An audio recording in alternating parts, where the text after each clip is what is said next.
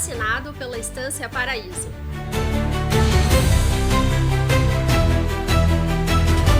Sou Vitória Mércio e junto com meu irmão Tomás, somos a 10ª geração da família no Bioma Pampa.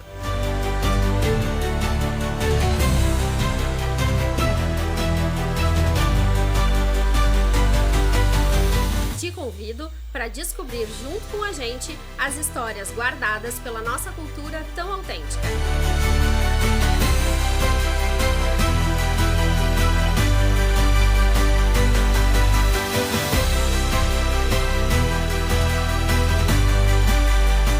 Abre um vinho e te aproxega.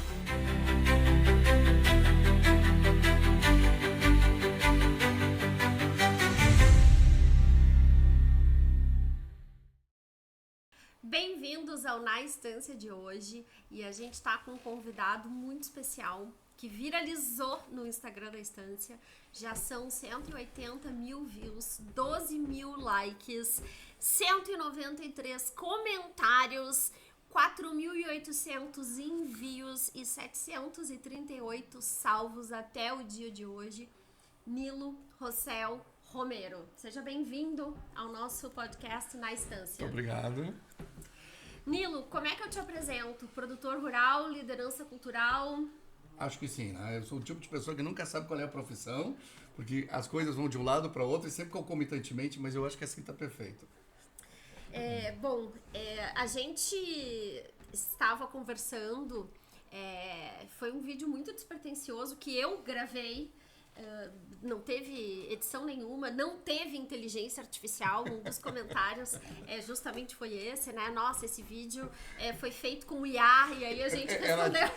É evidentemente IA. Evidentemente IA, e eu olhei e digo, gente, olha só, quando que um conteúdo bom e de verdade virou IA, né? E estávamos conversando, e o Nilo é uma pessoa que pesquisa muito, participa do conselho do cemitério de Bagé, que, para quem não sabe, é uma pequena recoleta. Então tem uma arquitetura muito histórica, com muito simbolismo, com muitas personalidades ali enterradas, e faz parte de vários projetos culturais aqui na cidade de Bagé. Mas o que traz o Nilo hoje aqui é a pergunta que não quer calar. É verdade que a República do Brasil se deu por causa de uma briga por uma mulher?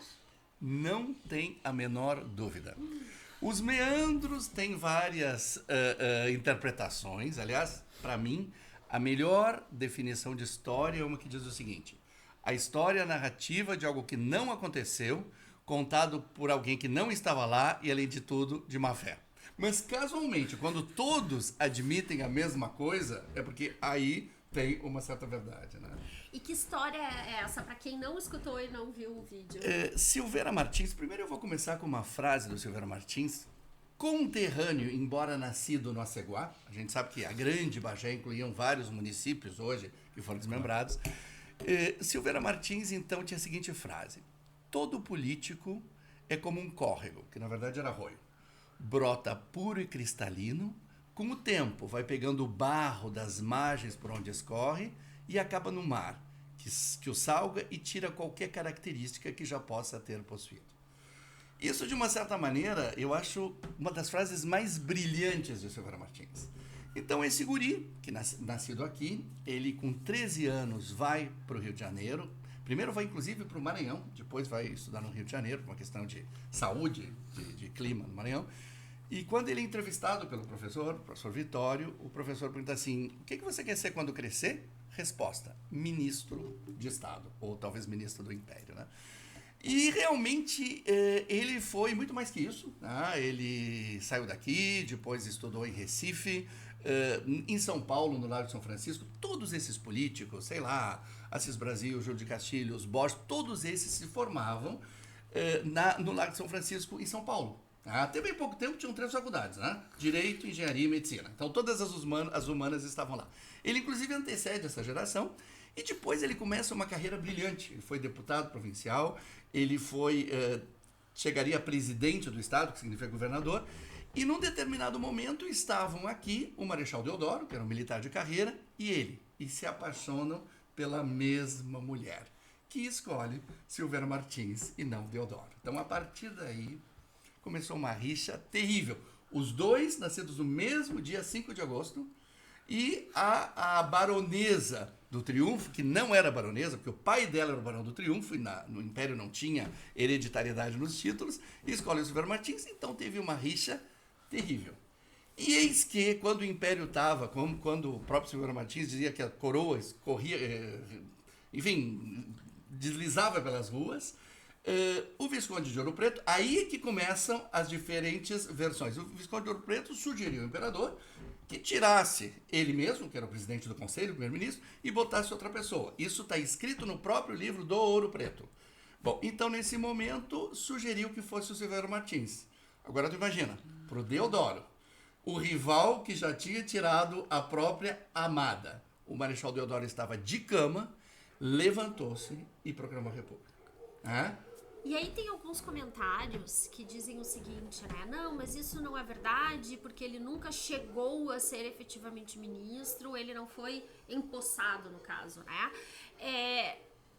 Por que isso também é verdade, né? E é totalmente verdade. Ele foi ministro da Fazenda, da Economia, né? Isso bem antes. Ele era do Partido Liberal, que era um partido que já estava muito amigo do imperador, né? E era um período muito republicano, então quem não fosse republicano era sempre de um lado mais de monarquia. Eu diria que ele era assim, não. O próprio Deodoro era muito amigo do imperador e dizia que ainda queria levar o caixão do imperador, né? E o problema é que a princesa Isabel era casada com um francês, então entram aqueles brios, né? Bom, mas então o que acontece nesse exato momento? Ele estava no Rio Grande do Sul.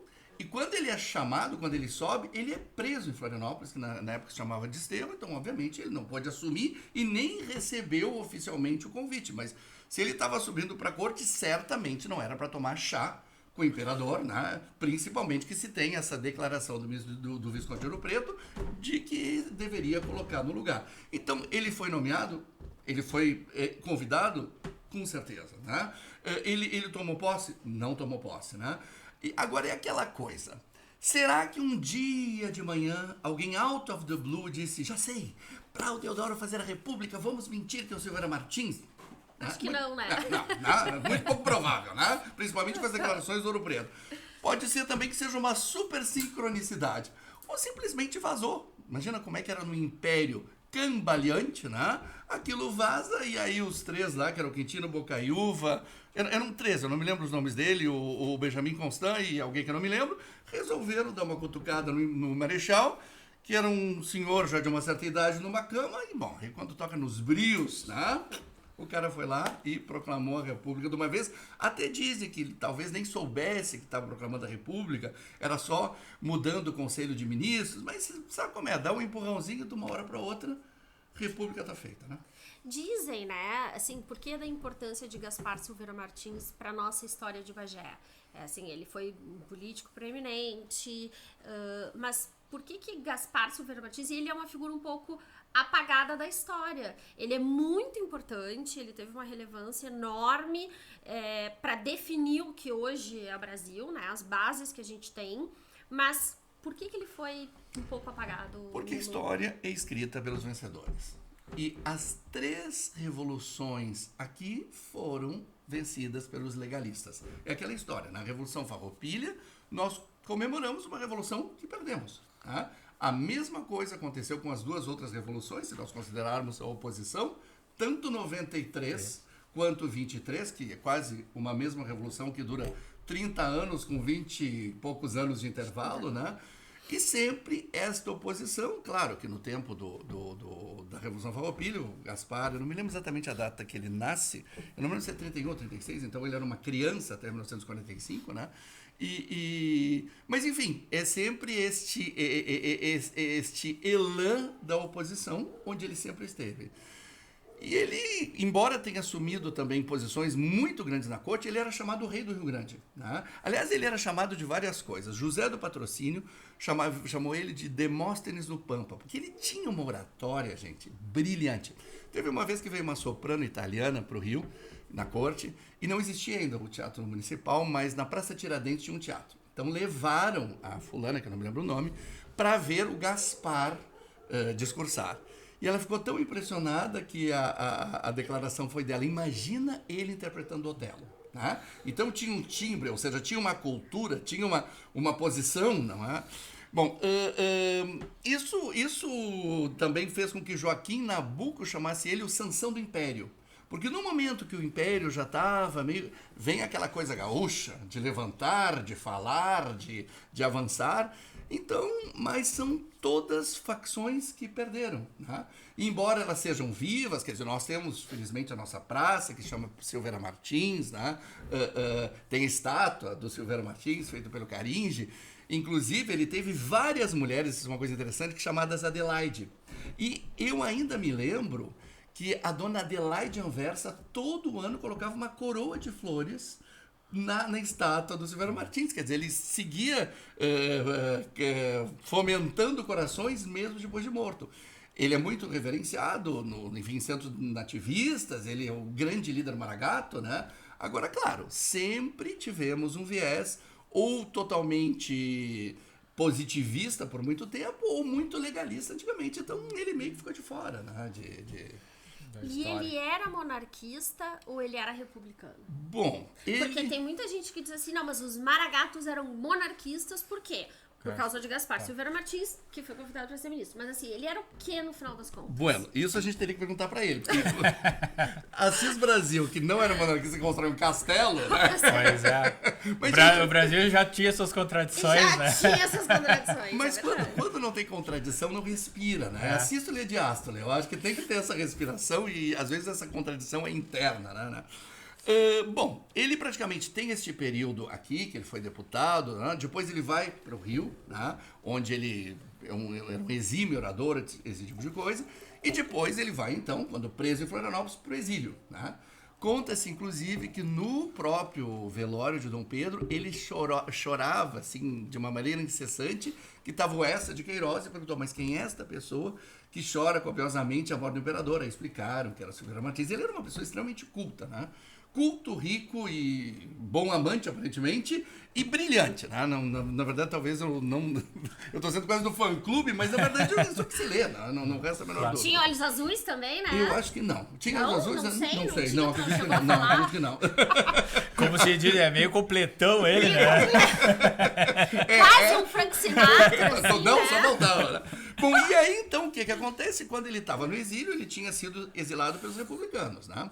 E aquela coisa, né? Farroupilhas eram separatistas ou não eram separatistas? É a mesma coisa. Silveira Martins era monarquista ou não era monarquista? Ele era muito chegado à família imperial, mas também o Deodoro era muito amigo da família imperial.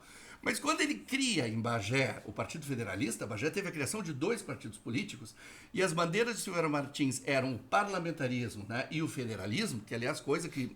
Eu não sei se eu sou parlamentarista, mas federalista de carteirinha, né? E também, no fundo, um parlamentarismo misto. E o que ele queria era justamente tirar uma ditadura que tinha sido imposta, quer dizer, república ditatorial é uma das possibilidades de república, mas, enfim, é muito controvertido que uma república seja autocrática. Assim. Inclusive, dizem que em Floripa, em Florianópolis, onde esteve, ele só não foi fuzilado porque o Rui Barbosa intervém e disse, não, o negócio é o seguinte, nós fizemos um golpe, uma revolução. A proclamação da República foi o golpe desse. Foi golpe ou foi revolução? Não, o que eu acho, sim, é que a verdadeira fake news é que fizeram o Deodoro proclamar a República mais ou menos sem saber. Porque deve dizer, não, só vai tirar os meninos. Isso sim que é fake, né? Muito mais que se a razão, né? Bom, eu não me posiciono, na verdade, se é golpe ou não é golpe. Não, que foi um golpe, foi. Não estou dizendo que a monarquia é melhor que a república. Sim, absolutamente sim. não. E não estou dizendo o contrário também. Mas foi um fato que trocou um tipo de governo por outro. E de um dia para o outro. De um Né? dia De um pro dia para o outro. Quer dizer, de um dia para o outro tinha um movimento republicano muito forte, mas o turning point ali foi de um dia para o outro e golpista. Né? Não teve uma... Como toda revolução, na verdade, né? Mas, enfim, né, eu diria que isso é um pouco a história dele controvertida. Eu acho que monarquista, não. Não acho que ele queria botar de novo a família imperial. Ele queria, por incrível que pareça, se trazer a liberdade fosse colocar a família imperial, talvez ele seria monarquista. Né? Ele faria qualquer coisa para tirar um regime militar que tomou conta e que depois foi terrível. Né? Quer dizer, principalmente o governo do Floriano Peixoto depois, o Marechal de Ferro, era crã e pronto, né? Então, o que diziam que o Império fazia, fizeram muito pior, né? Isso a gente está falando, obviamente, de 1889. Sim, né? Só sim, pra sim. situar Os primeiros anos no da República espaço Antiga. dos Sim, primeiros anos. sim. E o que acontece com Silveira Martins quando ele chega em Florianópolis? Então, ele é preso, Rui Barbosa intervém para ele não ser fuzilado. E acontece o que com ele? Vai para o exílio. E onde é esse exílio? Paris, é claro. Aliás, uma coisa que deve ser dita... Não foi para o Uruguai.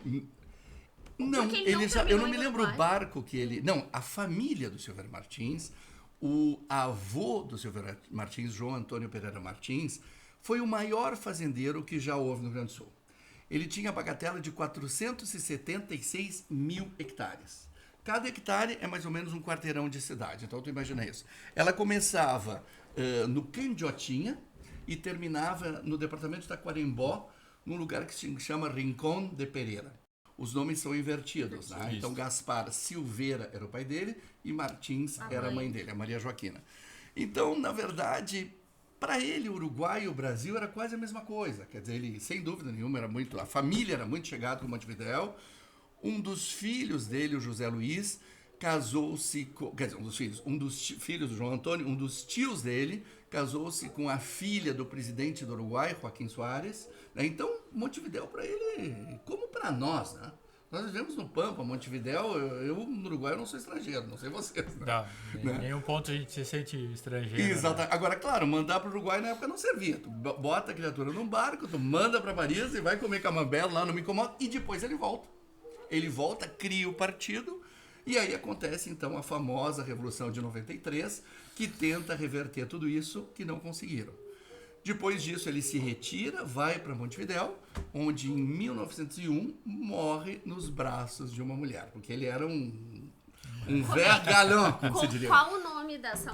Não, essa não era Maria Adelaide. Essa não era Maria Adelaide. Agora, ele tinha mulher, filha, a baronesa, que não era baronesa, e se eu não me engano, eram 6 ou 7 Adelaide, ou seja, era realmente uma fixação. Eu acho que ele buscava algo de outra vida. Então, tens que ter uma Adelaide. Quem quisesse conquistar, então, o coração do Gaspar Silveira Martins era só mudar o nome Mudou de Adelaide. totalmente. Tinha 80% de tinha chance mais e ser chance bonita, de- provavelmente, que boba ele não devia ser, né? Na verdade. E, bom, ele vai... Então, ele morre em Montevidéu. Montevidéu. Mas ele está enterrado aqui em Bagé, certo? Ele está enterrado em Montevidéu. Inclusive, ele morre no que hoje é o palácio onde mora o presidente do Uruguai, que é o Palácio Soares, que, por sua vez, era a casa do... que é cunhado dele? Do cunhado e do pai... a cunhada dele, o José Luiz, era irmão da Maria Joaquina. Isso, né? E a mulher, então, é tia. Era tia dele, né? Hoje, inclusive, se visita no Prado, é lindíssimo o Palácio Soares. Depois, obviamente, ele é enterrado em Montevidéu e depois ele é, então, trasladado para cá. Hoje ele está na Catedral. Os pais dele, o Carlos Silveira e a Maria Dolores, inclusive, eles, quando tu entra no cemitério, quer dizer, ao lado da capela tem os 8 primeiros túmulos. E eles são donos de um. Aliás, ele... E justamente No cemitério de Bagé? De Bagé, da Santa Casa. Então tem o do Carlos, dos dois, e ao lado está o do José Luiz, que casou. E aí, como eles colaboram muito para a construção da catedral, como era de praxe na Europa, eles são trasladados e tem ali um mausoléu deles na catedral, onde foi trasladado o Carlos, a Maria Joaquina, e onde está o Silveira Martins. Caixão que foi aberto nos anos 50. Obviamente, ele foi embalsamado em Montevidéu para depois ser carregado e dizem que estava intacto. Hoje tem um neto do Silveira Martins que volta para Bagé, ele é médico, uma pessoa agradabilíssima, extremamente culta, e casualmente ele mora em Candiota, que fazia parte da estância do Silveira Martins, né? E uma das coisas que ele tem muita vontade de abrir o túmulo, enfim, porque é um familiar, né? É um pleno direito, mas aí alguém colocou uma lápide, um negócio em cima, e o IFAM não... Enfim, tem toda uma... Teve um momento que se quis levar ele para a cidade de Silveira Martins, né? Mas depois aquilo não deu em nada. Eu me lembro até, fui nessa comissão que convidaram os bagenses, e Mas Não, é mas isso. é... Não, não. Tem que dizer que não, não não, tem cabimento. Não, nenhum. Com todo respeito a Silveira Batista, É. a Não própria faz, cidade é. homenageia. Pelo amor de Deus, já levaram nossa Maria Fumaça para Bento Gonçalves. Então deixa o Silveira Deixa o Silveira Martins. Silveira Martins é nosso. E é uma curiosidade, né? Assim, muito... Não, desculpa, só entre parênteses, senão vamos começar a tirar Bento Gonçalves, ou tirar tudo do lugar onde estão enterrados pra levar na cidade que nem conhecer, nem existia, né? Totalmente, exatamente, né? Imagina, né? Mas é que ele fundou as colônias, ele trouxe trem, ele foi um cara muito, muito progressista na época, né? Quem tá vindo agora para Bagé é o Patrício Corrêa da Câmara, mas esse cara foi quem tomou o Forte Santa Tecla definitivamente, então eu acho que o exército está trazendo os restos dele para cá, acho que vai ter um mausoléu, uma coisa assim, mas poxa, o Silveira Martins é a terra da terra, né? Pois é. É a terra da terra. Desculpa, isso é eu acabei te interrompendo. Não, uma boa definição. Não, que eu digo assim, a gente fala muito da Revolução de 1893, que também é uma revolução apagada, assim como Silveira Martins. Totalmente. Né? E por que esse apagamento, Nilinho? Eu acho que nós Da própria escolhemos. Revolução. Pois é, nós escolhemos por alguma razão a Farroupilha como o mito fundador, né? A bandeira é a Farroupilha, o hino é a Farroupilha, enfim, tudo, né? Daquelas assim, desse, aonde que aconteceu a Revolução? A proclamação da República Rio-Grandense. Não, mas sabe que Bagé. eu tive essa semana.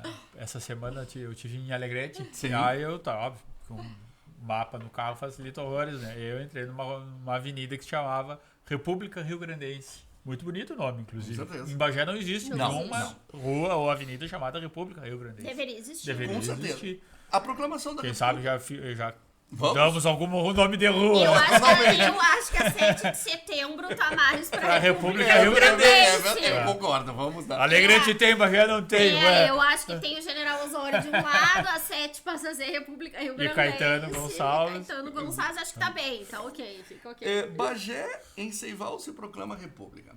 Em Ponte Verde, que é aqui do lado, se faz a paz. Paz. Bagé, muito rapidamente, foi uma das 4 capitais farroupilhas. E uma coisa que eu sempre conto, o próprio general Osório casa-se em Bagé, durante a Revolução Farroupilha, só que tinha um clero farroupilha. Tudo que foi feito religiosamente naquele período não foi reconhecido. Então o casamento teve que ser reconhecido depois do final da Revolução Farroupilha pelo clero oficial que volta a tomar conta aqui da região. Então Bagé foi bastante farroupilha, com certeza. Agora, teve várias cidades farroupilha e, sem dúvida nenhuma, o epicentro era Piratini, que era uma cidade alta, que se via, enfim, lá é que era o centro, sem dúvida nenhuma. A próxima, depois teve a Guerra do Paraguai, né, que eu digo que são 4 sempre. Então, a Guerra do Paraguai, de novo, Bagé é um grande epicentro da guerra. Boa parte do contingente sai aqui de Bagé. O líder dos Voluntários da Pátria, o Antônio Jacinto Pereira Júnior, sai aqui de Bagé. Enfim, o próprio Osório casa-se aqui, então tinha uma ligação muito grande com Bagé. E a próxima, que vem de 93, justamente liderada pelo Silveira Martins e militarmente pelo Joca Tavares, enfim, tudo isso. Foi uma revolução muito sangrenta. Tem a Lagoa da Música aqui perto, que até hoje se vê quantos morreram, se foram 300 ou se foram 30 com um ponto. Né? Tem essa coisa. E foi muito importante porque o Gomercindo estava subindo para pegar o poder. Sim. Se não fosse para lá no Paraná, a história seria completamente diferente, né? Mas talvez não tivesse toda uma liturgia política como a Revolução Farroupilha, que tinha muito da Revolução Francesa, e quando diz, na verdade, não, isso é uma Revolução Burguesa, sim, como a Revolução Francesa, né? O que acontecia? Os fazendeiros estavam abandonados, não tinham os mesmos direitos, inclusive o charque era mais barato no prato daqui, mais do que normal, do que as pessoas se levantarem, e teve jornal, enfim, teve uma série de coisas. E na Revolução de 93, federalista, ficou na guerra, né? Não se organizou algo, né? Mas, sem dúvida nenhuma, eu acho que não apenas pela questão da Lagoa da Música e tudo isso, é uma revolução muito importante. É, de novo, uma tentativa de reverter uma ditadura muito forte e evidente, mas que, como, na verdade, talvez esses que revertiam participavam também, mais uma vez, de uma classe alta, então acharam que não ficava bem ter heróis como o próprio Silveira Martins, que era milionário, né? O vô do Silveira Martins é citado no Érico Veríssimo. duas frases dele, casa o quanto basta e terra perde de vista, ou ainda hei de ir de Bagé a Montevidéu por meio de minhas terras, estão ali. Era a vizinha da fazenda, acho que da Angico, né? Então estavam lá, né? Então, na verdade, ficou uma revolução chamada de burguesa, mas, hoje o lenço que se usa é branco ou vermelho, ou encarnado, né? A gente nem fala Encarnado vermelho, é né? Acho que com certeza, tem uma história que eu gosto muito, que o Gaspar era um pássaro do Santa Maria, e vinha o Silveira Martins, e aí o barqueiro disse, não, eu vou lhe atravessar, mas eu estou muito nervoso, porque hoje parece que vem o meu grande líder. O Gaspar Silveira, quando ele atravessou, então ele disse, olha, vou te dizer uma coisa. Então, com certeza, eu me lembro que o Tarcísio ainda era vivo. Teve tinha uns seminários da Revolução de 93, acho que foram 3 ou 4, e na sala as pessoas eram ou maragatos... Só pra explicar pra quem nos escuta, que o Sim. Tarcísio Taborda, historiador aqui de Bagé, que fez, então, todo esse levantamento de todas essas histórias por meio de fotos, documentos, registros orais, então... Sim. O Tarcísio foi o grande historiador da cidade, a gente diz que ele inventou Bagé, até porque ele decidiu, 1811, como o início de Bagé, porque Santa Tecla já foi antes, e realmente ele levantou... Bom, a Catedral de Bagé só foi tombada porque ela estava cravejada de balas durante o cerco. Aliás, o cerco de Bagé, né, foi considerado e é considerada um dos maiores episódios da história militar brasileira. E o próprio Érico Veríssimo constrói o Tempo e Vento inspirado no cerco de Bagé. Uma das coisas geniais, foram 40 dias, eu não me lembro quanto tempo foi o cerco. Foi 40, né? 41, 40, né? é. Acho que 41. Bom, e como não conseguiam entrar, então eles começaram a destruir as casas que davam para a praça, onde estava a resistência, e através da destruição, eles chegaram pelas portas e janelas das casas para pegar o poder. Quer dizer, isso é quase único, né? Então, a importância militar, a criação atualizada do gauchismo, porque lá alguém até eu tenho meu pentavô era farroupilha, mas ali é o teu bisavô que lutou na guerra, é uma coisa muito mais recente, presente, né? Meu avô nasceu em 98, então quer dizer, era coisa do meu bisavô, né? Claro. E essas pessoas participaram, né? De todas as classes, de todas as cores, né? Então isso ainda é muito presente. E 23, que foi uma revolução bem mais rápida, que foi muito mais lá para cima aqui para cá, foi a tentativa de inverter ou de reverter, porque segue o positivismo, o Borges governou por 20 e tantos anos, era uma corrupção assim estampada, morto votava, inclusive quando houve a tal eleição, foi a comissão dizer para o Borges que infelizmente ele não tinha ganho. E quando chegaram, era o Vargas até que liderava, disse, muito obrigado, que bom, chegaram aqui para me dar a notícia que eu ganhei mais uma vez. E aí tiveram que dar uma mudada nos resultados, né? Então esta revolução talvez não tenha sido tão épica e mais uma vez, tal como a Farroupilha, como a Federalista, Bagé tem um lugar central. Aqui em Bagé começaram as negociações de paz no Palacete Pedro Osório, nossa atual Secretaria de Cultura, né? Que também era descendente do Gaspar Silveira Martins. E foi só assinado em Pedras Altas em deferência ao Assis Brasil, que era o grande líder, assim como Silveira Martins era de 93, Assis Brasil era da 23. Então, assinaram no Castelo de Pedras Altas. Riquíssima história, né? E aí que eu perguntei, bom, foi uma revolução apagada e tem algumas ironias, né? Porque do cerco de Bagé, quem estava dentro da cidade eram os pica-paus, né? Os legalistas de Júlio de Castilhos. E quem estava fora fazendo o cerco, sitiando a cidade, eram os maragatos de Gaspar Silveira Martins, cujo líder militar é Joca Tavares, aqui do lado, né, da estância do Limoeiro, aqui do lado. E o que acaba acontecendo? Os maragatos, realmente, eles nunca conseguem tomar a cidade, né? Eles vão chegando pelas casas laterais, mas eles não conseguem tomar Bagé. E com a morte do Gaspar Silveira Martins e muito tempo depois também do Carlos Telles, o que acontece hoje em dia? Na própria Catedral de Bagé, a gente tem o maragato Gaspar Silveira Martins enterrado dentro da catedral. Então, se olha de frente da catedral, à direita, na torre da direita, na parte de dentro, está Gaspar Silveira Martins.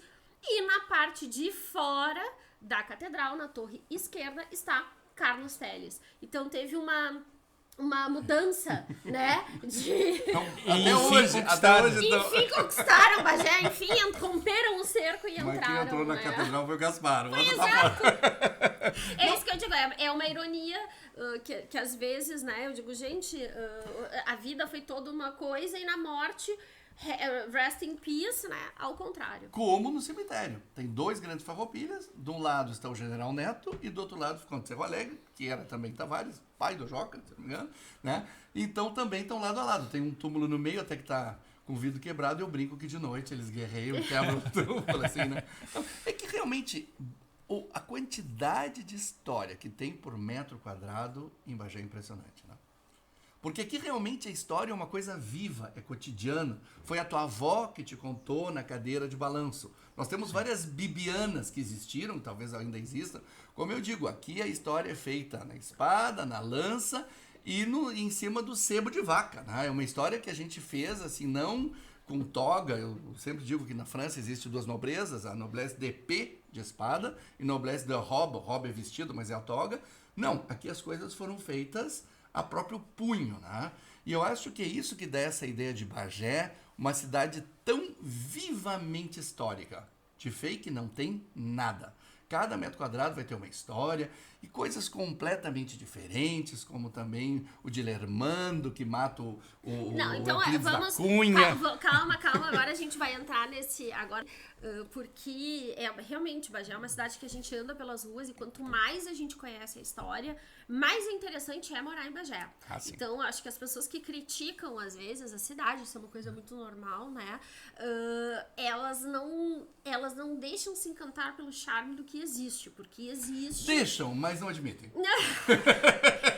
E às vezes tem coisas assim que eu fico me pegando assim, né? Agora eu vou muito à serra pela questão do vinho. E recentemente em Garibaldi eu vi a prefeitura de Garibaldi tirando o asfalto e colocando pedras. E aí, eu sempre disse que aqui em Bagé existem vários abaixo-assinados, né? Porque tem que tirar as ruas de pedra da cidade. E aí eu digo assim, gente, lá que é uma região turística, que as pessoas ganham dinheiro com a história da imigração italiana, que é outra coisa diferente, muito bonita também, mas é outra história, e eles transformaram isso em uma fonte de renda para melhoria de vida da própria comunidade. Que eu acho que é o que a gente aqui não sabe fazer, né? A gente tem toda essa história, tem que usar isso para melhorar as condições de vida da nossa comunidade. E aqui a gente coloca asfalto em cima das pedras históricas. E aí agora eu quero chegar no de Lermando. Tá. Porque são as histórias subterrâneas De Bagé. Sim. Tem várias. Tem umas que nem dá pra contar, Tem porque as umas que pessoas não estão dá pra contar. vivas. Essas são as melhores. Essas né? a gente deixa Noblesse para um outro oblige. episódio. Não da minha boca. Mas essa história subterrânea do... Pois é. Então, de novo, eram amantes, né? O pobre do Euclides da Cunha, então, é morto. E o de Lermando vem para Bagé. Ele constrói, entre outras coisas, a própria casa que fica ao lado de outro grande agência do Paulo Brossard, perto da Praça Esporte, e o quartel-general, né? Então, para vocês verem como tudo... É que realmente... o Rio Grande do Sul... Aliás, Rio Grande vem, porque é o exemplo do Rio de Janeiro, quando o Pedro Lopes de Souza passa na barra ali do Rio Grande, no escoamento da Lagoa dos Fatos, acha que é um grande rio. E por isso que nós chamamos Rio Grande de São Pedro, provavelmente era o dia de São Pedro, não sei, como Rio de Janeiro e Natal, que foi tudo mal. Bom, então começa isso, né? E, na verdade, nós tínhamos as missões, que parece um capítulo à parte, e o resto era nada. Não tinha ouro, não tinha nada. Era um ponto de apoio para chegar na colônia do Sacramento, que os portugueses criam na frente de Montevidéu. Então, De Buenos Aires. De Buenos Aires, e ao lado de Montevidéu, lado, né? sim. Então, justamente, era um ponto de apoio. Rio Grande depois fazia uma fortaleza, mas era algo no meio do nada. Então, a primeira tentativa foram os açorianos, né? Que criaram algumas cidades menores, depois tinha os tropeiros que subiam, só que o primeiro surto de desenvolvimento local foi Pelotas com o Charque. E quando vem o trem, existia a trindade, Bagé, Pelotas, Rio Grande. Bagé produzia, Pelotas industrializava e Rio Grande exportava. Fora que era um momento do auge do Rio da Prata, né? E um pouco depois, no início do século XX, os Emirados Árabes Unidos eram o Rio da Prata. Era Uruguai e Argentina. sei lá, na Vie Parisienne é uma ópera, então tinha uma expressão, ele é tão rico como um argentino. Sim. Então o sheik era o fazendeiro argentino, tem aquela história que o fazendeiro ia para a Europa, levava vaca no navio para tomar o leite, né? E realmente era uma riqueza impressionante. Buenos Aires, que sem dúvida era o epicentro de todo. André Malraux, que era o ministro de Gaulle, quando foi a Buenos Aires, ele disse: Buenos Aires é a capital do império que nunca existiu. Porque Buenos Aires tem essa coisa impressionante. Imperial, é verdade. Não, é imperial. E nós fazíamos parte desse império. Porque a mesma fauna, a mesma flora, a mesma economia, a mesma história, o mesmo folclore, a mesma... Então, Esse tipo cultural. totalmente. Então, eu me lembro, quando eu era pequeno, a estrada asfaltada era para Montevidéu, não para Porto Alegre. É verdade. Foi no governo Médici. Meu pai também. Eu me lembro inclusive, da inauguração do trevo do presidente, que se chamava, porque era para lá que se ia, né? Então, eu acho que isto é muito presente. E por isso que Bagé ocupava... isso é muito comum, por exemplo, Mendoza com Chile, né? Tarija na Bolívia com a Argentina, são cidades que são quase do outro lado. E Bagé era isso. E é claro que quando tu recebe todo esse jato de cultura, toda essa prosperidade econômica, com a nossa lã da região, eram feitos uniformes da Primeira Guerra Mundial. Então era muito dinheiro que vinha. Tanto que teve um boom muito parecido como houve na soja, que era da Ucrânia, mas ao cubo, e que muito fazendeiro fez muita mudança e depois faliu junto com o Banco Pelotense. Mas aí é um outro capítulo da história. Então, claro que nós fomos. Outra coisa, gente, Bagé foi a quarta cidade servida pela Varig, né? Boa parte do século XX ainda tinha essa bagensidade dourada.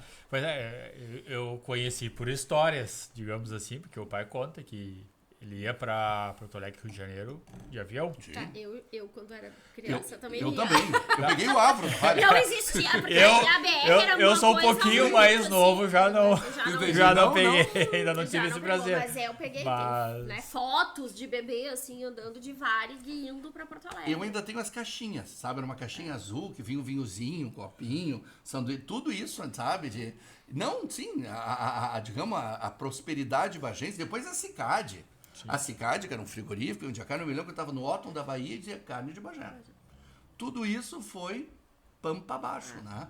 Como, aliás, Uruguai e Argentina, durante muito tempo, também sucumbiram, né? Porque quando acaba essa prosperidade, tu tem que meio que fazer um malabarismo até de novo. Claro. Né? E aí eu vou trazer alguns comentários também que apareceu ali de algumas pessoas, justamente dizendo assim, Bagé é a cidade do teve, já não tem mais nada. Então, eu gosto muito de colocar, né, eu digo assim, são obviamente vários momentos históricos, vários contextos históricos, e não dá para comparar uma coisa com a outra, né? A gente também não pode olhar com o olhar de hoje para o passado, porque é absolutamente injusto. Seja qual for o passado, se o passado é ruim ou se o passado é bom. A gente tem que ter esse olhar, né? Esse cuidado de quando vai fazer isso. O que tu responderia para essa crítica? Bom, vamos lá. Ouro Preto também. Tu vai hoje, a terra do teve absoluta. Tem algumas igrejas lindas, de passagem, algumas construções, e Ouro Preto soube se repaginar. Agora também em baixa, né? Mas eu me lembro que na minha infância, as pessoas que pintavam, geralmente aquelas casas coloniais, tinha muito entalhe em madeira, né? Bom, e sem dúvida, eu acho que o que o Bagé tem, que é uma coisa incomparável, é um grande passado pela frente. Se nós soubermos... Aqui é um exemplo exatamente assim, típico de algo que deu extremamente certo, uma estância com séculos de existência, produzindo vinho. Várias vezes me falam, inclusive no Rio, da produção de vocês, né? Então eu espero que essa nova geração, que vivemos um outro, de uma certa maneira, uma geração gourmet, né? De uma hora para outra, plantar os temperos no pai. Então, para esse tipo de onda civilizatória, Bagé é uma mina. Seja em termos arquitetônicos, históricos. Depois da pandemia, as pessoas querem coisas um pouco mais autênticas, né? Então é bom que ao lado de Gramado e do Beto Carreiro e de Camboriú exista espaço, pampa. É uma pena o pessoal que nos ouve não ver essa paisagem deslumbrante que nós vemos aqui pela frente. Um dos 6 biomas brasileiros, talvez o menos explorado turisticamente, porque a Mata Atlântica é explorada, o Pantanal é explorado, a Amazônia, a própria Caatinga tem vários usos. Nós aqui estamos engatinhando. Tá? Claro, a Caatinga está do lado, do litoral nordestino, que é um polo de turismo nunca visto. O Pantanal, teve até novela, e tá faltando uma novela daqui, teve, A Casa das Sete Mulheres. Né? Então eu acho que e principalmente eu acho que o nosso desenvolvimento turístico tem que também ser feito junto com o Uruguai. Eu participo justamente por esse grupo de arte cemiterial, que Bagé, a grande riqueza do cemitério de Bagé é que a arte cemiterial é algo típico do momento de apogeu de Bagé. Então as pessoas tinham cristais, prataria, uma coberta de mesa, um palacete na cidade, tem lindíssimos. Agora, inclusive, tem um projeto em Bagé que se chama Casa Bagense, que se visita 8 casas, inclusive boa parte delas por dentro. Isso é único, eu não conheço em nada em nenhum lugar. Agora existe também um passaporte turístico, que conforme tu vai visitando os prédios públicos, tu vai recebendo carimbos. Então a criança quer completar o passaporte, temos que visitar Santa Teresa, por exemplo. Tem todo esse advento também de Santa Teresa. Bagé foi das primeiras cidades do Brasil a ter eletricidade. Santa Teresa era uma potência, né? O Visconde, no seu... Acho que é importante também comentar para o pessoal que Santa Teresa era uma charqueada, né? Aqui em Bagé. E era uma charqueada que funcionava com mão de obra paga. Totalmente, totalmente, sem dúvida. Porque já era o ocaso da charqueada, já tinha tido a abolição. Então existia vila operária, hospital, escola, banda de música. Tinha um teatro onde cantou Gali Curtia, mais ou menos cantou Lady Gaga, seria o equivalente, né? Enfim, era uma cidade incomparável.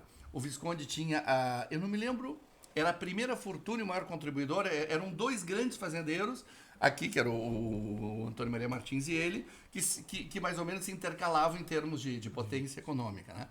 E, por exemplo, um belo dia, veio uma canhoteira, um barco de guerra em Rio Grande, ele mandou um trem, veio todo mundo, ele era português, serviu um banquete, todo mundo voltou. Quer dizer, isto é o Golden Age bagense.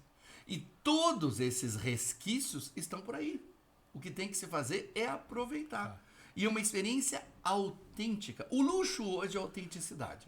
Porque fake é fácil de fazer. Agora, aquela coisa que tu... E realmente, quando é autêntico, não é porque tu sente aquilo. A autenticidade tem a ver com o sentimento que tu vai ter em relação àquilo. Né? É quase um bebê reborn, um bebê. Né? Nilo, tu falaste que, bom, né, chegou um barco em Rio Grande, ele era português, mandou trazer todo mundo, jantou, voltou. Aí vem um debate, né, porque a gente teve aula com o mesmo professor uruguaio, o professor Palermo, e ele tem uma aula sensacional. Acho que quem tiver a oportunidade de assistir alguma palestra dele deve fazer, porque ele fala justamente dessa questão de fronteira, tá? Então, ele fala dessa impermeabilidade, que é uma zona de fronteira, que na verdade a gente... Ainda mais uma fronteira seca. Ainda mais uma fronteira seca, não tem nada... Um arame, uma estrada de terra, quer dizer, e aí se começam, então,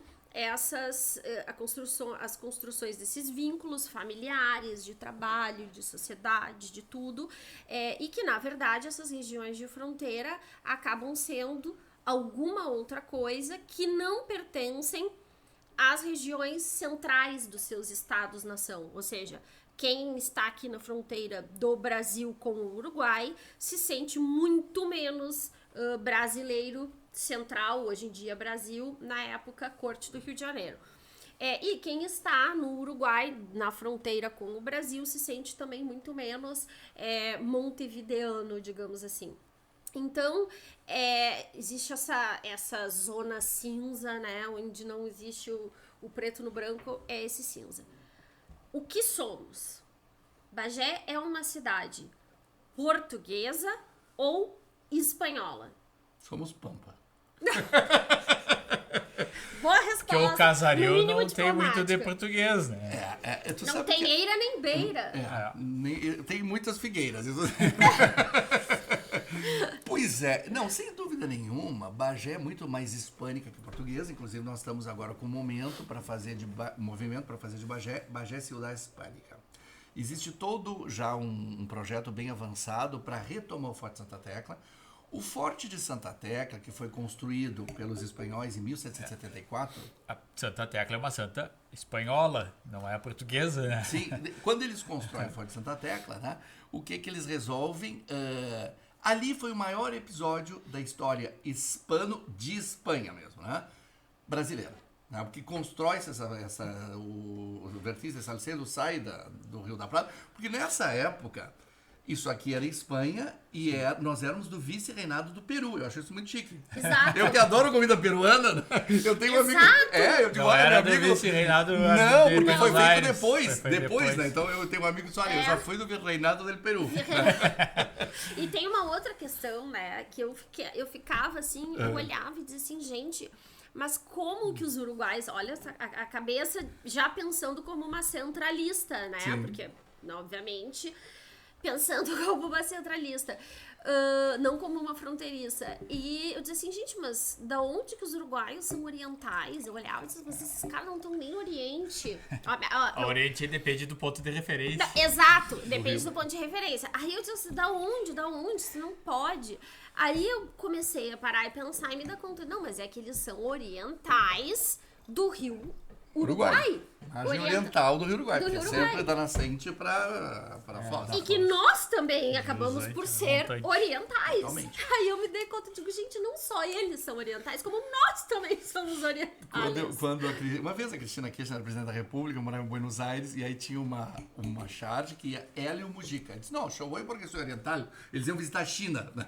Então, exatamente, né? Outra coisa que eu acho interessante é a Mesopotâmia, que é uma região lá, e a Mesopotâmia é a terra entre o Rio Uruguai e o Paraná. Então é Mesopotâmia e Argentina, né? Essas palavras vão surgindo, né?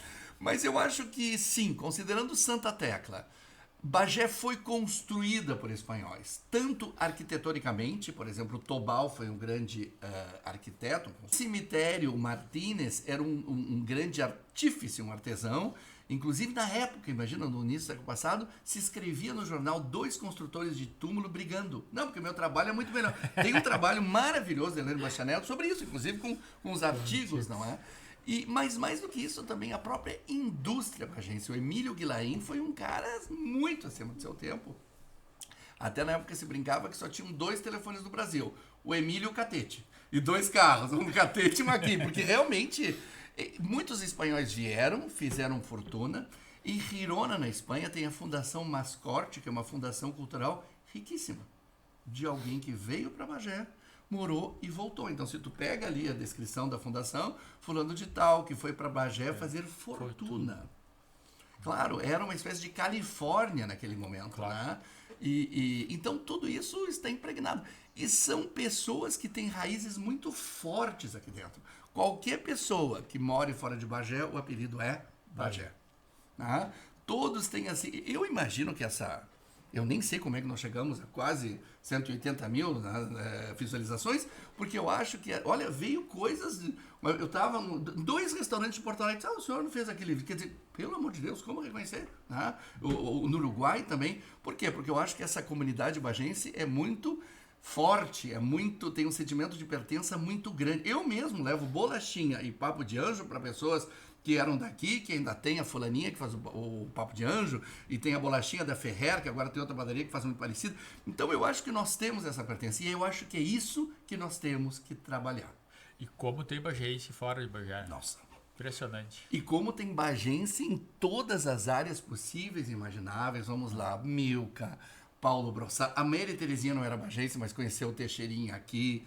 Morou o Matias McLean, que era o dono da chave. Tu vai por qualquer área e vai lá, tu vai arranjar... assim, volta e meia as Tânia pessoas... Carvalho. Tânia Carvalho, mas isso é uma coisa assim que eu digo... Vamos para uma Bagé subterrânea um pouco mais recente, década de 80... eu quando contava essa história, eu digo, acho que eu era tida muito por mentirosa, né? Porque essa menina conta umas coisas assim Já que sei. não fazem o mínimo sentido. Ela tem realmente uma imaginação muito Esses fértil. devaneios. É um devaneio, né? O que foi que aconteceu? Uma vez eu falei, disse assim, não, porque o Richard Gere foi casado com a tia de um amigo meu. As pessoas ficaram me olhando. Vitória, oi. Eu digo assim, sim, é sério isso? Não, começaram a rir, tu tá mentindo. Eu falei, gente, não tô, procura no Google. Fora da Google. É verdade o que tu tá falando, né? Então, Eu conheci o Richard Gere no aeroporto de Bagé. Tu conheceu o Olha aí. Claro. Cruzando as malas. Chegava o Cláudio e com a Silvinha e o Richard Gere, que eu não sabia quem era. Na época, inclusive eu tinha visto no Avenida, que era um dos maiores cinemas do Brasil, que era em Bagé, né? Eu tinha visto o filme Força do Destino. E ele estava ainda com cabelo. Ele fazia um militar, né? Da Armada, né? Mas eu não tinha. Depois é que eu fiquei sabendo que ele era porque ele passou a ser com maiúsculos Richard Gere um pouco depois. Não, que tu cruzou pelo Richard Gere, tu não tirou nem foto, nem pediu autógrafo. Cumprimentei. Era o namorado da Silvinha, que foi colega do teu pai e do meu irmão. Exatamente, Não brincava no pátio. Meu pai desenhava no Espírito Santo, que aqui Bagé tinha o Colégio dos Padres e o Colégio das Freiras. Desenhava ali. Bom, outro, Omar Sharif. Omar Sharif também. Bagé é considerada, ou pelo menos foi a Kentucky do Sul, porque é uma área extremamente adequada para a área, para os aras. Para os aras e de o Omar puro Sharif, sangue inglês. Totalmente. Não, mas eu dizia assim, aí eu falava essa coisa do Richard Gere, e aí eu dizia assim, gente, é porque vocês não sabem, mas o Omar Sharif também foi passar férias em Bagé. Aí todo mundo olhava e dizia assim, não, mas o que é, Vitória? O que é isso? E eu dizia assim, gente, eu tô falando sério, eu estou mentindo. Jorge Luis Borges tem um conto que é ambientado em Bagé. Gente, é uma história rica. O Barão de Tararé, que tem frases lindas, duas que eu gosto muito, nunca desista do seu sonho. Se não tiver numa padaria, procure noutra. E outra, na vida tudo é passageiro, exceto o motorista. Era um humorista que trabalhou no Correio do Sul. Aliás, o Correio do Sul foi um dos grandes jornais gaúchos de 1914. Eu ainda peguei. Sim, pegamos. Porque eu já peguei muita coisa, a idade é só um número. Claro, e era o grande jornal Maragato. Muito citado. Aliás, O Tempo e o Vento, que é a Bíblia gaúcha, muita coisa. Uma vez, eu já li 3 vezes. Eu me dei na terceira o luxo de marcar tudo que tinha a ver com Bagé. E é muita coisa. Sejam coisas declaradas, como as frases do João Antônio, as cenas do clube comercial, é como se fosse aqui em Bagé. A gente vê Bagé ali, tanto que tem Santa Fé, que está as ruínas, a cidade cenográfica, e aqui perto de Bagé. E se eu não me engano, o primeiro administrador de Bagé foi bisavô do Érico. Além de ter se inspirado para fazer o Tempo e Vento com o Cerco de Bagé, né? E, então, enfim, tem realmente essas histórias subterrâneas que o bagense pode até passar por mentiroso, né? Mas, gente, é tudo verdade, né? E realmente, a Silvia Martins, até contextualizando, ela era uma artista plástica, foi morar nos Estados Unidos, por isso ela conheceu o Richard Gere, e ele ia pra fila do pão na padaria Continental comprar cacetinho. Nada mais gaúcho do que isso. Totalmente. Né? Inclusive a Silvia, depois ela casa com Niarcos, um grande milionário grego também, né?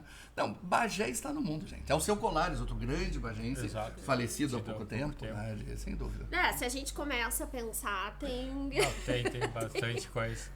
Tem de tudo. Surgem histórias subterrâneas que nem a gente lembra, né? E essa... então, assim, tu diz assim, a gente tem muita coisa de Espanha, sim, certo? E uma das coisas que o Palermo, nessas aulas dele, dizia assim, porque os açorianos ficavam insistentemente avançando no território. Eu comecei a rir, levantei a mãozinha assim na aula e disse assim, olá, os açorianos que insistentemente avançavam, estamos aqui. Porque eram essas famílias, né? Sem dúvida. Que são muito antigas, e o Paraíso, então, eu e o Tomás, a gente tem origem aí desses açorianos que insistentemente avançavam nesse território espanhol. Então... E teve 2 levas. Teve uma que sai da Colônia do Sacramento pra cá. Que fomos e tem a outra, nossa. Exatamente. E depois tem os filhos dos barcos, como se diz. E eu tenho das 2, inclusive, né? Que depois, então, eu tenho Borba, que desce daqui, né? E o meu pentavô, ele veio como juiz de paz quando o Bagé se separa de Piratini. Sim. E era um farroupilha, meio que ajudou tanto que o Domingos de Almeida, quando vai, deixa a família com ele, né? E tenho também dos outros, né, que receberam uma sesmaria aqui em Dom Pedrito, né, e depois, inclusive, a primeira bagense, né, era prima e irmã de alguém lá no passado, né, então isso faz parte, claro. Se diz que até a 3ª geração a gente conhece bem, e daí para trás não. E Bagé tem uma outra coisa peculiar, são essas coisas de Bagé, assim como o grande museólogo brasileiro é o Tarcísio Taborda, que recebeu pós-mortem a Ordem Museológica. Bagé é considerada, o Museu Dom Diogo, dito por gente especializada, o maior acervo entre Petrópolis e Montevidéu. Não existem museus pontuais no Rio Grande do Sul, como o Museu das Missões, o Museu Farroupilha, o Oceanográfico, o Museu da PUC, né? Mas alguns são diferentes, né? certamente o maior museu histórico certeza. e mais rico fica aqui e num prédio deslumbrante. Né? Quando em Porto Alegre, obviamente, né? Eu morei muito tempo lá, e aí quando a gente ia visitar os museus, eu olhava os museus com um certo ar, devo confessar, de decepção. no sentido de que estou em uma capital, porém, o museu da minha cidade tem muito mais coisas autênticas. E aí vem uma outra anedota, que não é anedota, uma outra história subterrânea que Já sei. eu sempre falei e as pessoas diziam assim, tá, A Pedra da Lua? vem a Vitória de novo, a Mas Pedra até da hoje, Lua. então, eu falo e dizem que é mentira. Dizem que é mentira. É difícil acreditar, né? Uma coisa assim. Eu vi, ela estava exposta, inclusive, né? Tá, e Foi dada qual pelo é a MEC. história da Pedra A da Pedra Lua? da Lua, que tem até um filme, foi dada pelo MEC e foi colocada, então, no Museu de Bagé. Ficava numa sala. Hoje, obviamente, imagina o valor que não tem isso, né? Houve Fica alguns fora. roubos, por exemplo, uma ânfora, que era do Solano Gal, sumiram. Então, se tirou e está dentro de um cofre, né? Ou seja, bem... Mas sim, nós temos coisas desta terra e de alhures, tá? O nosso acervo chega à Lua, sem dúvida, né? E tem também uma outra informação, que eu acho que talvez não seja tão pública, mas uma das primeiras bíblias impressas por Gutenberg está em um acervo privado da cidade de Bagé. Não sei se de Gutenberg, mas sem dúvida uma bíblia Já digo. do século XVI. 16. 1500 e alguma coisa. Porque tem, além das coisas públicas, tem verdadeiros tesouros privados. Claro. Como aqui em Pedras Altas. Pedras Altas, tu tens Erasmo de Roterdã, que nem era a tiragem da primeira confecção, né? É um tesouro incrível, né? E como eu digo, falta orquestrar tudo isso de uma maneira mais expeditiva. Aqui tá, eu acho que eu não vou saber ler, porque realmente está É em latim, né? Na verdade. É em latim. Pena que a gente não pode mostrar porque é muito pequenininho. Mas, na verdade, tem mais de uma Bíblia nesse acervo. E coisas maravilhosas. Por exemplo, armaduras. Armaduras de samurais, né? Então, no caso desta família, o ancestral, que era belga, que foi secretário do rei, né, da Bélgica, né, ele comprava em leilões. Então, tem coisas inimagináveis, tá? Mas, enfim, vamos sempre preservar. E não é apenas uma casa que tem esses tesouros. Não, ou seja, não é. Bagé tem várias coleções, assim, impressionantes. Muita coisa em francês, porque na época a França era o centro do mundo, né? E tudo isso, na verdade, impressiona qualquer um, eu acho, né? Enfim, tá nas casas, no interior das casas, nas pessoas, na atitude das pessoas, né? Realmente é. E o que tu vislumbra aí pra Bagé desse resgate histórico, digamos assim? Porque tu sabe que uma das motivações que eu tive, assim, quando eu comecei a pensar nessa questão do vinho, porque já existia o vinhedo, mas não existia o negócio do vinho. Se vendia a uva como matéria-prima, da mesma forma que se vende o gado para o frigorífico. E eu pensava, eu dizia assim, gente, a gente tem toda a história, toda a iconografia, tudo que precisa para se ter essa construção imaginária do vinho. Porque o vinho, ele é um produto agroalimentar, faz parte da vida do ser humano há milhares de anos. Ele não é meramente uma bebida alcoólica. E eu digo, a gente tem tudo isso. Não basta só, vou produzir vinho e vou criar uma história. Não, a gente já tem isso de muito verdadeiro. E eu resolvi, então, transformar esses ativos que eram orais e documentais em um negócio realmente de vinho.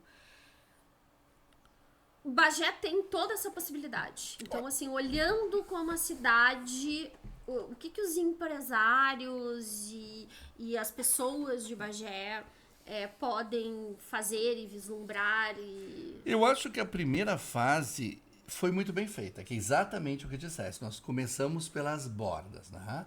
Assim como eu digo que uma das casas de Bagé tem a sala de jantar mais bonita do Rio Grande do Sul, indubitavelmente, vocês têm aqui na Estância o túmulo mais bonito do Rio Grande do Sul. É verdade que no cemitério da Santa Casa de Porto Alegre tem alguns túmulos. Nunca tinha pensado assim. Não, mas não resta a menor dúvida. Não, tinha eu fico pensado dessa impressionado. forma, Eu participo de estudos de arte cemiterial aqui no exterior e sempre mostro, inclusive, o tal vídeo todo foi mundo pergunta, que coisa maravilhosa. Porque é um templo, parece que nós estamos não sei onde e no meio do Pampa, né?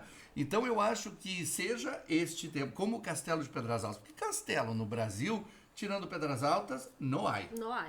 Quer dizer, fazem uma casa com umas torres, não tem mesmo. Mesmo Itaipava, pode botar caninha, não tem. Não, Esse não é um, tem. eu passei minha infância Às no vezes castelo. um pouco tanto cafona também. Totalmente. Olha, realmente ainda pegava no tempo da Quiquinha e da menina Lídia. A menina Lídia tinha 90 anos, mas era a menina Lídia. Então, se tomava chá às 5 da tarde, tocava o gongo. A prataria do castelo era a Maison Odiot de Paris. Era um serviço de... Era algo do outro mundo, que foi ontem, né? Então isso faz parte, né?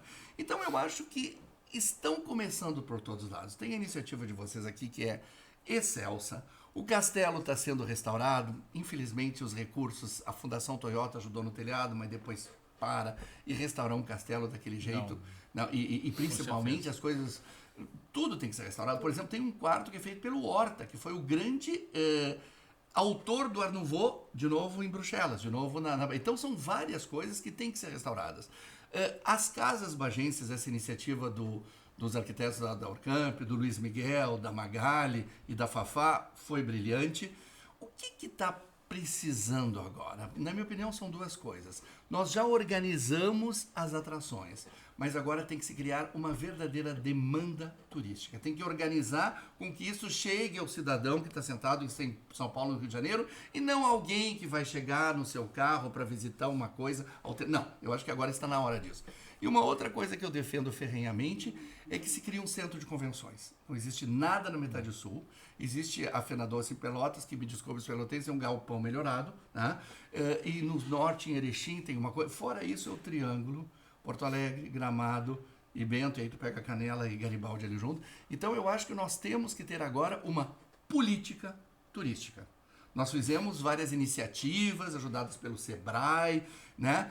Temos uma geração que visivelmente se preocupa, somos nós aqui, muitos que moraram fora e voltaram de novo, né? Então eu acho que está na hora agora de se pegar este produto, embalar e fazer o que o Rio Grande fazia, fazer expedição desse produto lá pra cima, né? Uma outra história subterrânea, né, do Castelo de Pedras Altas. Tem um convite de casamento do Charles e da Diana. Ah, sim. Não Sim. é verdade? Aqui que uma vez contava que o Assis Brasil teve 10 filhos. Tá? 8 do segundo casamento e 2 do primeiro casamento. E a Quinquinha e a menina Lídia eram duas solteironas, que eu era muito próximo delas, até porque eu sempre gostei de história, então eu ia lá. Inclusive, depois Lídia e o Rodrigo me chamavam para contar, porque eram várias férias passadas, e eu amava aquilo. Então, cada historinha, por exemplo, tem lá no castelo uma coisinha feita de papel, que foi feita por Messier de Silhouette, na França. Daí vem a palavra silhueta da pessoa, né? O piano era da Madalena Taliaferro. Tinha um cartão, que eu não sei que fim levou, que quando houve a proclamação da República do Brasil, e invadiram a Quinta da Boa Vista, que infelizmente depois incendiou, né, mas recentemente, o Assis Brasil, que era um grande intelectual, foi convidado para ver os papéis e não tocou em nada, porque isso não era dele, mas não resistiu uma foto autografada de Wagner para Dom Pedro. Então eram pequenas histórias, né? Quando tu entra no castelo, por exemplo, a Dona Lídia viajou. A Dona Lídia era uma nobre portuguesa casada com Assis Brasil e dizem então que ele resolveu fazer o castelo para mostrar que se podia viver com conforto em pleno Pampa. Então ela viajava e tinha uma almofada onde ela pedia o autógrafo das pessoas. Então uma série de pessoas, quer dizer, desde Franklin Roosevelt, o Henry Ford deu o Buson, que era o carro, que eu acho que vai ser restaurado, o Santos Dumont fez que essas pessoas não estiveram no castelo. Ele que esteve viajando pelo mundo. Interessante, Silveira Martins e Assis Brasil, embora sejam em algum ponto inimigos, são muito parecidos. Um repaginou o outro. Inclusive foram líderes de revoluções que, como eu digo, é o início e o fim, né?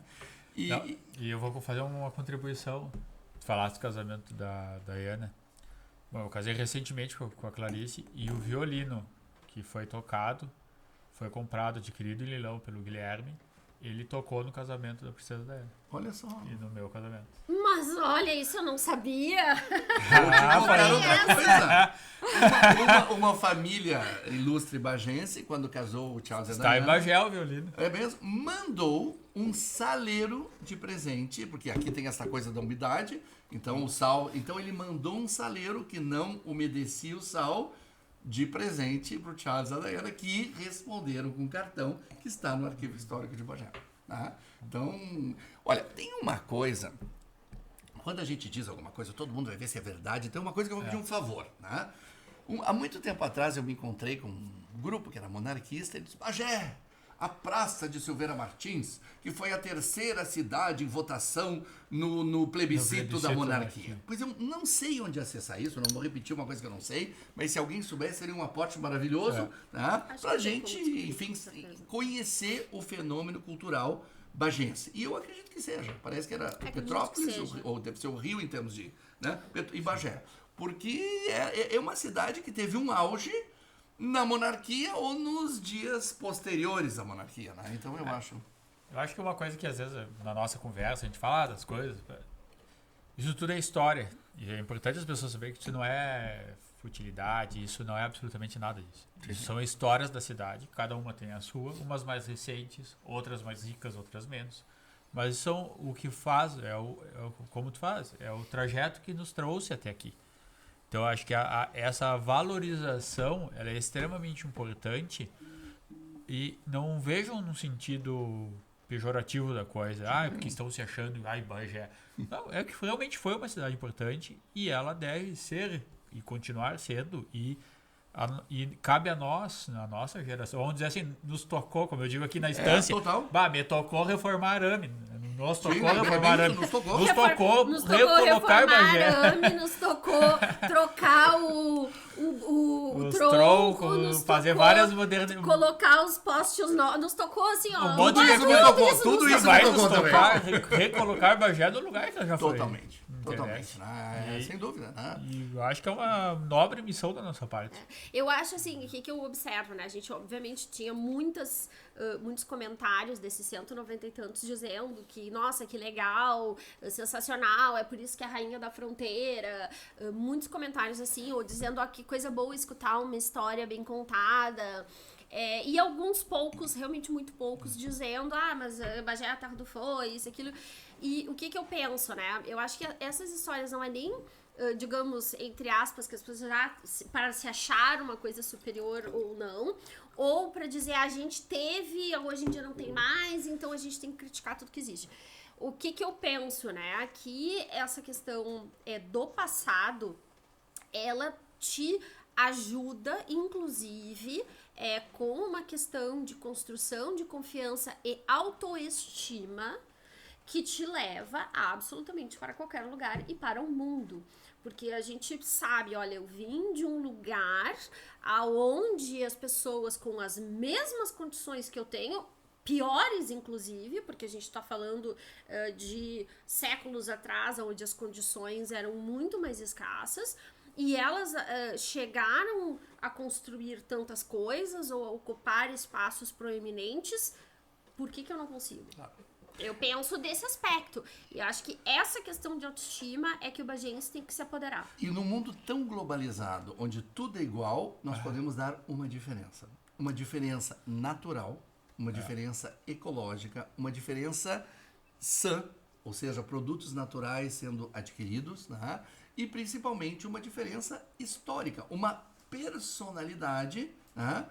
Talvez com um grupo enorme que é todo igual. Quer dizer, teve toda uma onda de cidades que não muda nada, né? São cidades americanas. Exatamente. Né? E nós continuamos com essa matriz platina.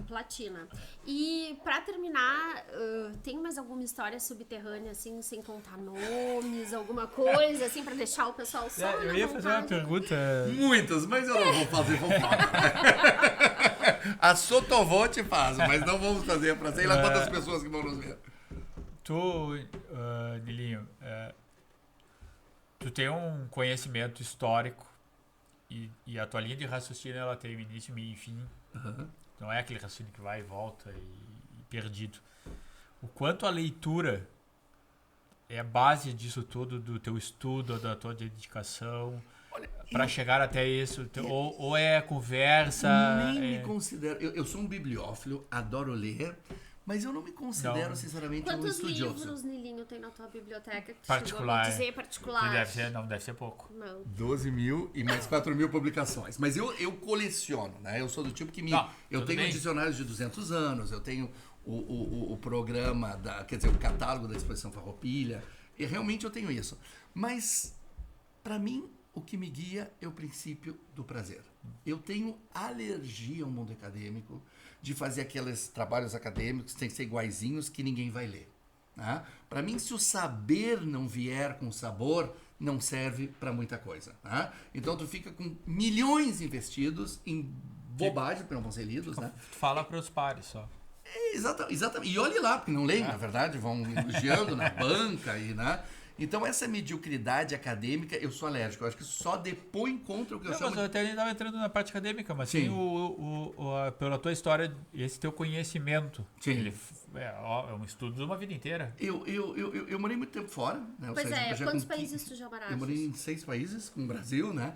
Então, cada vez... Por exemplo, tem coisas interessantes. Uma vez eu estava em Goa, quando eu morava na Índia, eu estava em Goa... Isso, quais os países que tu moraste? Eu morei na Inglaterra, na França, no Uruguai, na Argentina, no Brasil. E a Índia eu passei alguns meses, né? Mas realmente eu vivi aquilo. Aliás, provavelmente a minha cidade favorita no exterior é Buenos Aires, que eu me sinto em casa. Mas a Índia vive no meu coração. E eu me lembro que eu estava em Goa, que foi uma colônia portuguesa. Era um calor, já estava chegando perto do clima das monções. Eu já não aguentava mais. Tinha um museu de pintura a óleo, de óleos portugueses. Eu disse, aqui português deve ter um Borba, um Sal, um Magalhães. Aí eu fui olhar lá, eis que me deparo com um quadro de Dom Diogo de Souza, que foi vice-rei da Índia.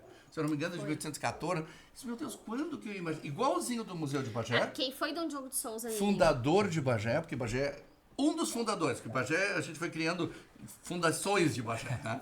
E ele, na verdade, quando A Fundação Portuguesa. Exatamente. Quando começou, quando Napoleão invadiu a Península Ibérica, a Dona Carlota, mulher de Dom João VI, era irmã do rei deposto. Então ela resolveu que aquietar as manifestações republicanas no Rio da Prata. Então veio um exército conduzido por Dom Diogo, que tinha sido presidente do Conselho Ultramarino, governador do Maranhão, governador da província de São Pedro, foi colocado lá para justamente garantir o prata. Então este é Dom Diogo e por isso que estava aqui. Então essas coisas são muito, muito interessantes. Outra coisa, no Museu Britânico tem um fóssil, que é uma das provas da unificação dos continentes, da Plangea, né, que foi tirado de Candiota. Né? Então, nós temos ouro em pó. Inclusive, há um tempo atrás, 70% do carvão brasileiro estava aqui em Candiota. Não sei quanto está. Né? Então, eu acho que... A gente vive numa mina de ouro inexplorada. Totalmente. É o que eu vejo Totalmente. de Bagé. Fora essa natureza. Não, né? fora isso. Só em questão de patrimônio então, para se virar negócio. Eu não acredito na... Cultura vem de cultivar. Cultiver. E eu acho que a melhor cultura é aquela que tu cultiva na velocidade correta, é água que cai, que molha o solo.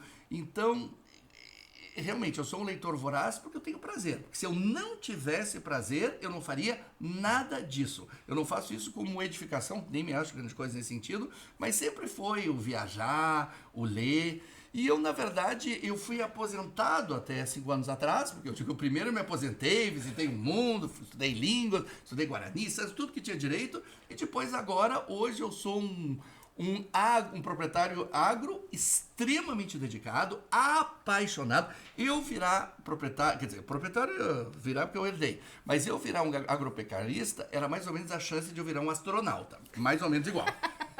Mas no dia que eu recebi o meu gado, ali na mangueira da estância, quando dividimos a coisa, eu te juro que chegasse para mim e me dissesse, vou te dar um mês no Plaza Athénée de Paris com a suíte presidencial e dizer, não, obrigado, estou no lugar que eu quero estar. E eu acho que tem esta coisa mágica em Bagé e que não somos só nós. Muita gente que vem e fica impressionado com a experiência bagense, né?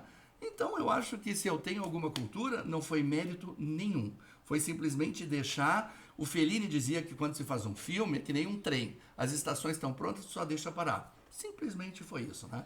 Eu prazer como objetivo E até como diria o Mário Quintana, a preguiça como método de trabalho. Né? Tu faz aquela dose que tu queres naquele dia e a coisa vai, porque aí aquilo tu viveste. Aquela camada não foi estocada. Foi colocado o merengue, o morango. Foi né? dado tempo ao tempo para elas...